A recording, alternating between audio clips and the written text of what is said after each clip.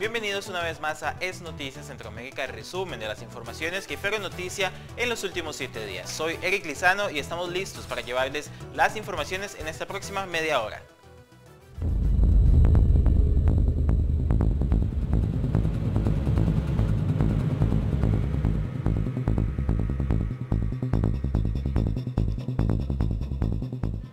Y el gobierno mexicano negó la solicitud de los miembros de la caravana de migrantes que pedían que se les otorgaran buses para atravesar el territorio mexicano. La señorita Gina tenía confirmado 71 buses para nosotros.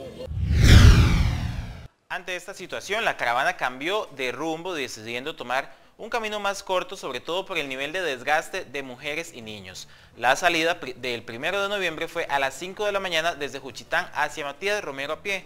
Los miembros del Éxodo consideraron varios factores en esta decisión. La delicada condición de salud, especialmente de los niños, implica riesgos de ida a la falta de acceso de servicios médicos en la ruta hacia Oaxaca.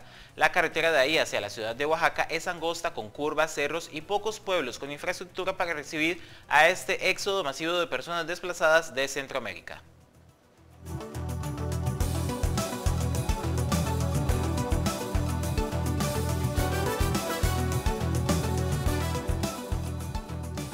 Y el presidente estadounidense Donald Trump volvió a criminalizar a la caravana de migrantes en un momento en que ha aumentado la retórica antimigratoria pocos días antes de los comicios legislativos.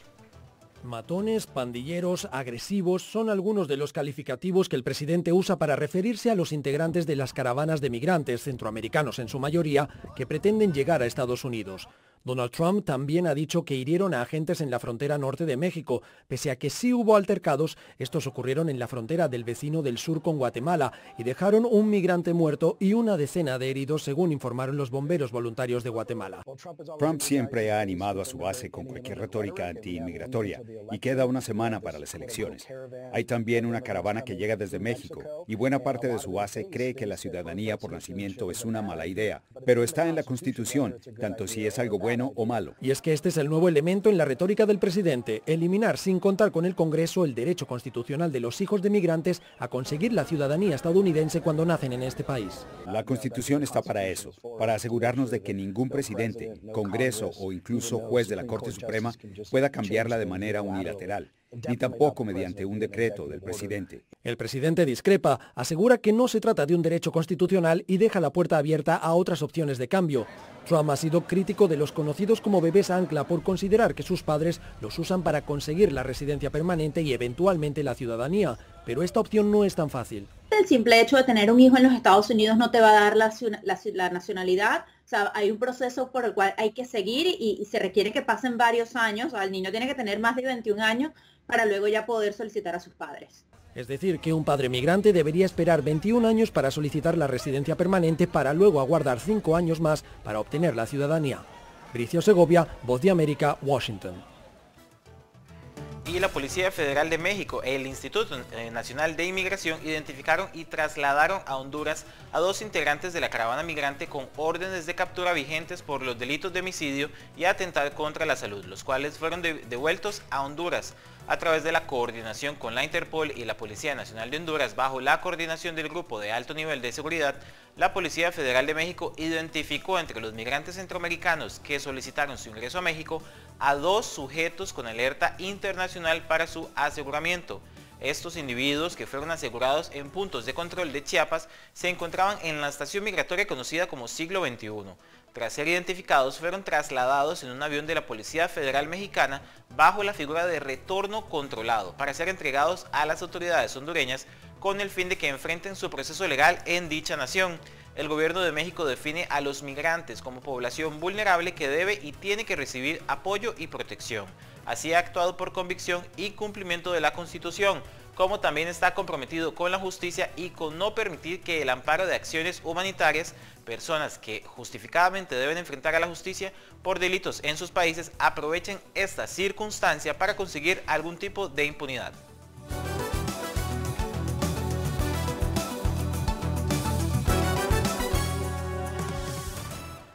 Y el gobierno de El Salvador investigará a quienes estimulen a la población a migrar ilegalmente o sumarse a caravanas de migrantes. el vicepresidente Óscar Ortiz advirtió que se ha ordenado al Ministerio Público salvadoreño iniciar las investigaciones contra grupos o personas que inciten a salir del país, sorprendiendo a los ciudadanos con falsas promesas. El gobierno de El Salvador insta a los padres a no exponer a los menores al enorme peligro que representa la ruta hacia los Estados Unidos. Esta acción responde al éxodo de más de 1.500 salvadoreños que salieron rumbo a Norteamérica, muchos de ellos convocados mediante redes sociales.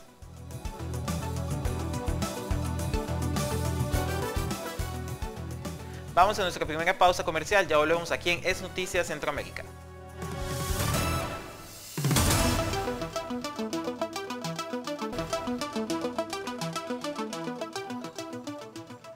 Gracias por continuar en sintonía de CB24 aquí en Es Noticias Centroamérica. En Nicaragua presentaron el informe de la última visita del mecanismo de seguimiento para Nicaragua de la Comisión Interamericana de Derechos Humanos. Una situación muy desafortunada porque los informes pueden servir de base para el diálogo y como había mencionado, la Comisión Interamericana está abierta al diálogo con el gobierno. Nosotros no podemos obligar al gobierno a dialogar con nosotros, no podemos obligar a ningún estado a dialogar con nosotros, pero quisiéramos poder entrar en diálogo con el gobierno y poder entender mejor su posición, si no estén de acuerdo con el contenido de los informes. Consideramos que algo que podemos estar conversando y discutiendo, porque nosotros mantenemos una posición neutral, simplemente pretendemos cumplir con un mandato que nos ha dado la Carta de la OEA y así como la Convención Interamericana. Precisamente la funcionaria de este mecanismo de seguimiento para Nicaragua lamentó que el sistema penitenciario de mujeres haya cerrado sus puertas para verificar la situación de las presas políticas y afirma que seguirán trabajando para documentar los abusos del actual sistema de gobierno del presidente Daniel Ortega. Se supone que las instituciones deberían estar prestas para atender en cualquier momento, sobre todo cuando hay una situación gravosa de quejas de las personas que están siendo procesadas, de que se las ha maltratado y de manera significativa. Y eso, la muestra que me hizo una de las procesadas es evidente, es decir, con moretones en todas partes del cuerpo.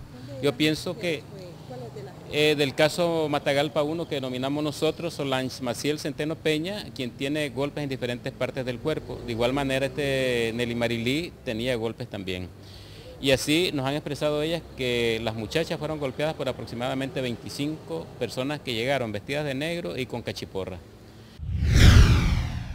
La funcionaria del mecanismo de seguimiento para Nicaragua, instancia que pertenece a la Comisión Interamericana de Derechos Humanos, llega junto a abogados de esta comisión a la cárcel de Mujeres La Esperanza para corroborar la situación de las presas políticas que han denunciado que fueron brutalmente golpeadas por hombres encapuchados lanzados por el orteguismo.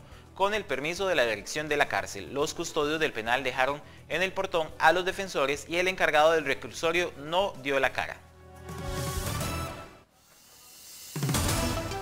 Y cientos de feligreses se congregan en la Catedral de Managua, en Nicaragua, y sostienen velas en sus manos. Algunos tienen pancartas en solidaridad a los obispos de Nicaragua que han sido víctimas de persecución política. No una fe encerrada en el culto, encerrada en el templo, una fe para vivirla. José Manuel Campos,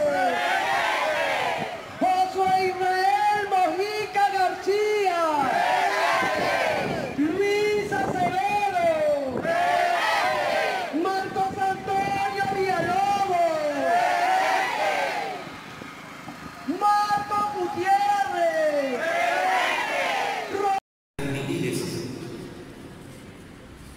Cambiamos de país. En Honduras, el Ministerio Público ejecutó varios allanamientos y detenciones por casos de sicariatos.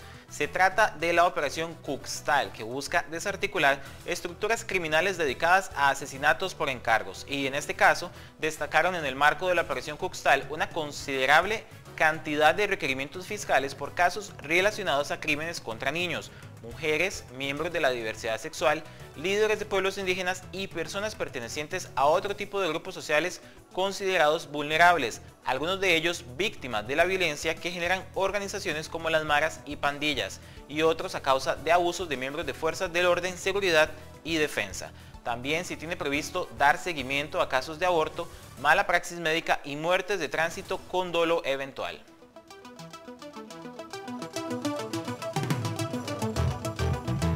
La actividad del volcán de fuego en Guatemala no cesa, ya que de acuerdo con expertos del Instituto Nacional de Sismología, Vulcanología, Meteorología e Hidrología de Guatemala, el coloso registra hasta 17 explosiones por hora. Las mediciones del ente sísmico guatemalteco revelan que el macizo volcánico situado entre los departamentos de Escuintla, Chimaltenango y Zacatepeques mantiene entre 13 y 17 explosiones por hora entre débiles y moderadas.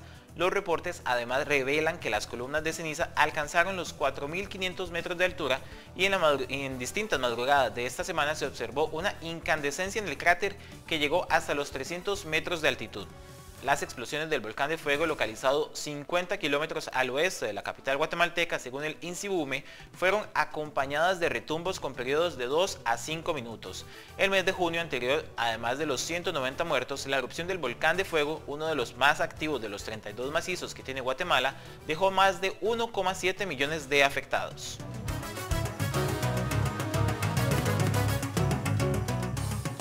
Y siempre en Guatemala, el gobierno de este país negó renovarle la visa al jefe de la Comisión Internacional contra la Impunidad y la Corrupción, la CICIG, Iván Velázquez. Con la confirmación de la noticia se mantiene entonces la prohibición de ingreso al país del comisionado de la CICIG, cuya organización había solicitado permiso de visa ante la Subdirección de Privilegios e Inmunidades del Ministerio de Relaciones Exteriores, que rechazó su renovación e informó que no daría las razones por la denegación de esta denegación por escrito.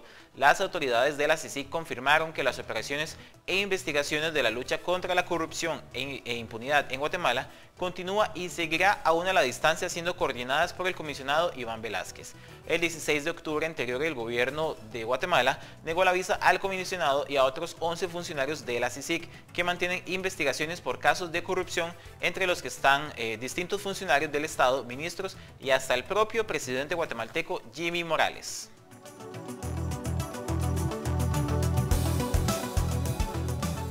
Volvemos a Honduras, donde la familia de la lideresa ambientalista del pueblo lenca, Berta Cáceres, sigue exigiendo justicia por su asesinato ocurrido el 3 de marzo de 2016.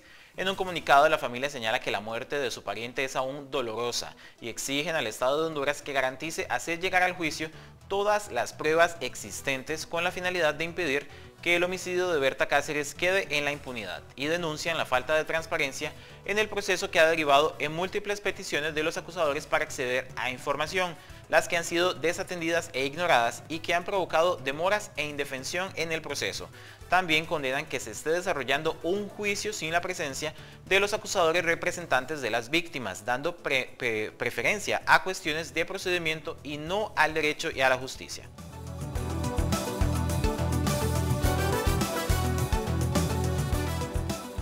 Y en Panamá, un equipo del Ministerio de Ambiente capturó esta semana a individuos que traficaban ilegalmente 300 libras de carne de cocodrilo. La carne de cocodrilo era trasladada en un vehículo doble cabina y los dos hombres que la trasladaban fueron puestos a la orden de los tribunales. En Panamá, el cocodrilo americano está protegido por la Ley de Vida Silvestre, al ser considerada una especie vulnerable. La carne de cocodrilo que fue decomisada no será subastada, sino que esta semana se concretó su entrega por parte de la Fiscalía para donarla a diferentes organizaciones para complementar la alimentación de los animales en programas de rehabilitación.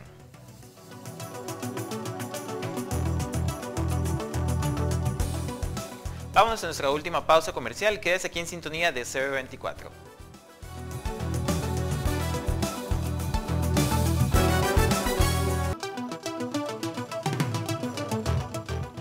Últimos minutos aquí en Es Noticias Centroamérica por CB24. Gracias por continuar en sintonía. En Costa Rica, la depreciación de la moneda nacional, el colón, frente al dólar, preocupa a los ciudadanos con préstamos en esta divisa estadounidense. el incremento en la tasa de cambio provocará un aumento de los precios de los productos de primera necesidad y de otros como los combustibles, que ya esta semana están más caros. Cuando el mercado mayorista, el dólar tuvo una expansión de récord de casi 11 colones por día. En agosto pasado el Banco Central de Costa Rica dejó de intervenir para mantener estable la tasa de cambio. La política de este nuevo gobierno es dejar que el precio del dólar sea flexible. Ante la caída del colón, el gobierno costarricense respondió que el Banco Central de este país ha hecho algunas intervenciones para controlar el aumento, pero que se hacen de manera moderada, ya que sostuvo que la principal entidad financiera del país no se quedará sin reservas o sin dólares guardados por evitar que suba. Frente a la casi segura escalada del dólar que ya vaticinan que puede llegar en breve a 650 colones por unidad y mucho más allá alcanzando los 700, el Banco Central costarricense pidió a los bancos dejar de prestar en la moneda estadounidense a las personas que no tienen ingresos en ese dinero, al considerar que podrían caer en incapacidad de pago.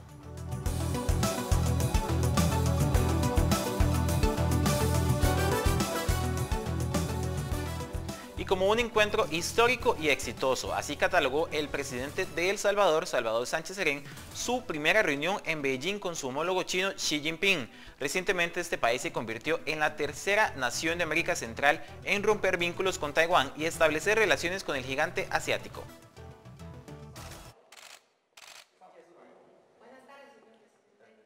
Con un buen apretonazo de manos entre los mandatarios de El Salvador y de China. Así inició la primera visita de un jefe de Estado cuscatleco a esta nación asiática, que es considerada una de las potencias del mundo.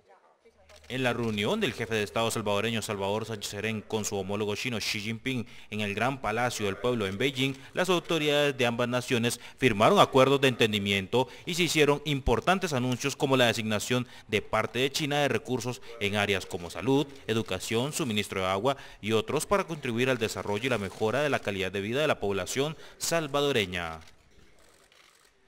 Las autoridades chinas además nominaron a El Salvador como un destino turístico para sus ciudadanos, una designación para nada despreciable, pues esta nación asiática aglomera entre 300 y 400 millones de personas con capacidad económica para hacer turismo en el mundo. Por su parte, el mandatario salvadoreño agradeció a Beijing la donación de 3.000 toneladas de arroz destinadas a la población afectada por sequías e inundaciones y agradeció por la atención brindada a los becarios salvadoreños en ese país. Mientras que representantes del Banco Central de Reserva también suscribieron acuerdos de entendimiento que permitirán a El Salvador acceder a una línea de crédito que dinamizará la economía cuscatleca en los próximos meses. El Salvador estableció relaciones diplomáticas el pasado 21 de agosto con China y se suma a Costa Rica y Panamá, quienes rompieron relaciones con Taiwán y establecieron vínculos con el gigante asiático en 2007 y 2017 respectivamente.